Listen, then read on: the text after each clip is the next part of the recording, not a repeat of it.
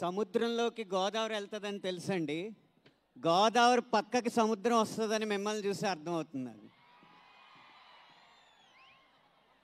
చంద్రుణ్ణి చూసి ఉప్పొంగే సముద్రంలా చరణ్ని చూసి ఉవ్వెత్తున పొంగుతున్న ఈ జన సముద్రానికి చేతులు జోడించి నమస్కారాలు తెలియజేస్తున్నాను. రంగస్థలం సినిమాలో రామ్ చరణ్ గారు అడిగారు, ఆ గట్టునుంటావా ఈ గట్టునుంటావా అని. కానీ ఈరోజు ఆ గట్టున ఈ గట్టున ఆయనే మీ బాబాయే ఉన్నారు కాబట్టి ఏ గట్టునున్నా మిమ్మల్ని గుండెల్లో పెట్టుకుంటామని మీరు చూపిస్తున్న ఈ ఉత్సాహానికి మరొకసారి నమస్కారాలు తెలియజేస్తున్నా.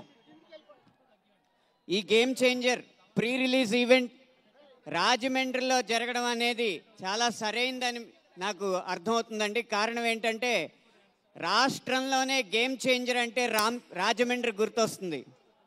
ఈ తెలుగు సాహిత్యానికి గేమ్ చేంజర్ లాంటి మహాభారతం కావ్యం ఈ గోదావరి ఒడ్డు మీదే పురుడు పోసుకుంది. సాహిత్యానికి గేమ్ చేంజర్ రాజమండ్రి. ఈ సమాజాన్ని సంస్కరించిన గేమ్ చేంజర్. కోటి లింగాలు కొట్టుకుపోయిన వీరేశలింగం ఒకడు మిగిలిన చాలు అని ఆరుద్ర గారు అన్నట్టుగా ఆ వీరేశలింగం గేమ్ చేంజర్ పుట్టిన గడ్డ ఈ రాజమండ్రి. 10 రోజుల ముందే రాజమండ్రికి పండగ వచ్చినట్టు అనిపిస్తుంది. 10వ తారీఖునే రాష్ట్రానికి పెద్ద పండగ వస్తుంది. ఆ 10 రోజుల ముందు వచ్చిన పండగ ఈ game changer pre release event అయితే 10వ తారీఖున వచ్చే పెద్ద పండగ గేమ్ చేంజర్ విడుదల.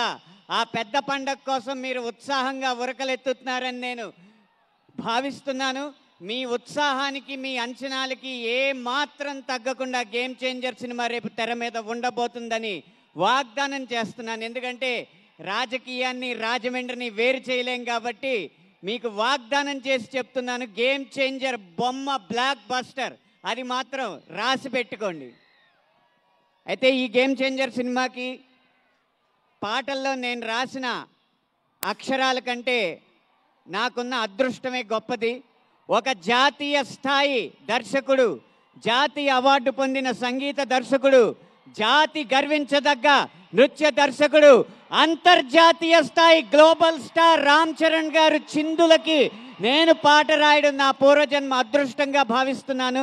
ఇంత గొప్ప అవకాశం ఇచ్చిన దిల్ రాజు గారికి మనస్ఫూర్తిగా కృతజ్ఞతలు తెలియజేస్తూ విరమిస్తున్నాను. Thank you so much.